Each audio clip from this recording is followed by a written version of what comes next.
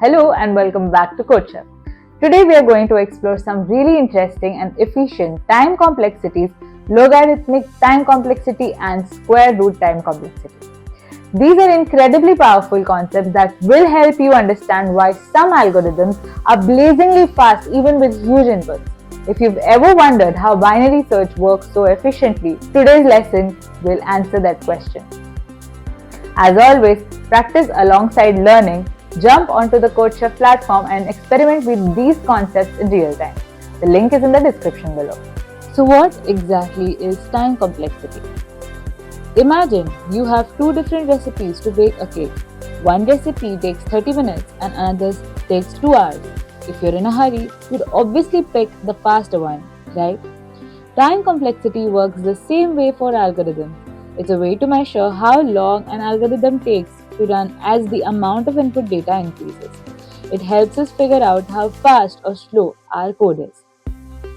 Now, there are 3 ways to measure time complexity. Best case, when everything goes perfectly. Average case, the typical scenario. And worst case, when things go as badly as possible. So we'll focus on the worst case scenario because we want to prepare for the toughest situations. We use something called big O notation to represent this worst case time complexity. Why is time complexity important? Time complexity is independent of the time machine your code runs on. Whether you're using a supercomputer or an old laptop, time complexity gives you a consistent way to compare algorithms. It's like comparing two cars based on their fuel efficiency rather than how they perform on a specific road. This makes time complexity a universal measure of algorithm performance. Understanding time complexity helps you write efficient code and is absolutely crucial when you're dealing with large data sets or solving competitive programming problems on platforms like CodeChef. Finding time complexity, rule number 1. So let's get into the practical part. How do we actually find the time complexity of an algorithm? The key is to count the number of operations based on input. Now let's look at a simple example. Here, int a is equal to 1, int b is equal to 2. Line 1 is int a is equal to 1. We are declaring a variable a and assigning it to the value 1. This is one operation. Now int b is equal to 2. Here we are declaring a variable b and assigning it to the value 2.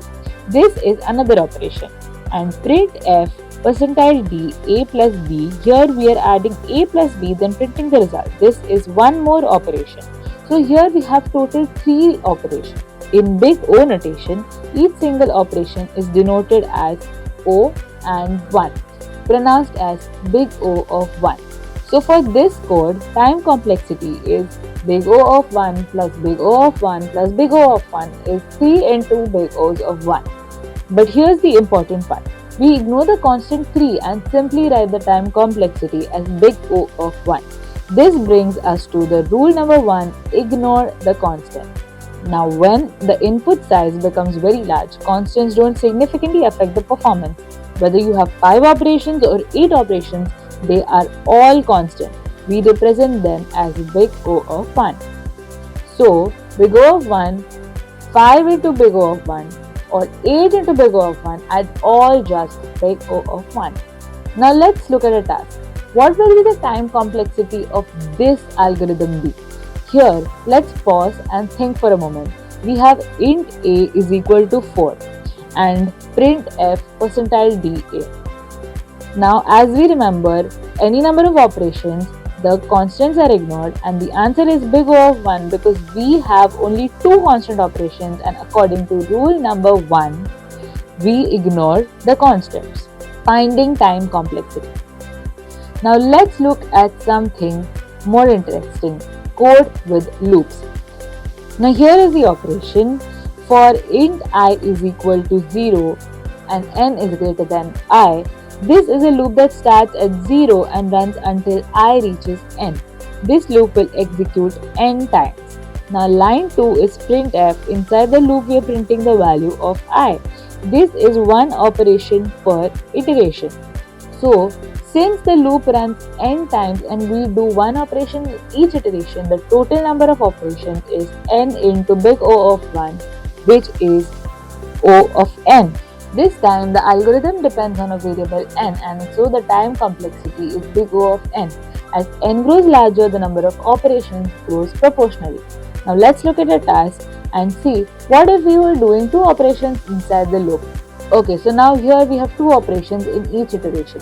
So time complexity becomes n into big O of 1 plus big O of 1 is equal to n into 2 into big O of 1. But remember the rule number 1, we ignore the constant. So the final time complexity is still big O of n. Finding time complexity, rule number 2. Now let's combine what we have learned with a new example. Int a is equal to 4 plus 5. This is a simple calculation and assignment. And here we have time complexity big O of 1. Now these two lines, the loop runs n time with one operation per iteration. So the time complexity is big O of n. So the total time complexity becomes big O of 1 plus big O of n. But wait, can we use two big O's to define the time complexity of an algorithm? No. This brings us to rule number 2. Focus only on the largest factor. When an algorithm has multiple paths with different time complexities, we only look at the largest factor because that's what slows down the algorithm the most. Between big O of 1 and big O of n, big O of n is larger, so that final time complexity is big O of n. Okay, let's look at a task over here. Can you determine the final time complexity of this algorithm? So here we can see the first loop has time complexity big O of n and the second loop has time complexity big O of n. So the total is big O of n plus big O of n, 2 into big O of n, and we apply the first rule of ignoring constant, so we have a final answer of big O of n. Nested loops. Now let's tackle something more complex, which is the nested loops. Now here we have line 1, the outer loop runs n times, and line 2 int j is equal to 0. Here the inner loop also runs n times for each iteration of the outer loop. Inside the inner loop we have two print operations, which is big O of 1 and big O of 1. Again we have big O of 1 as our time complexity. Now let's calculate step by step. The inner loop complexity, operations per iteration of inner loop is big O of 1, and inner loop runs n times, so n into big O of 1 becomes big O of n. Now the outer loop time complexity, for each iteration of outer loop, the inner loop runs completely.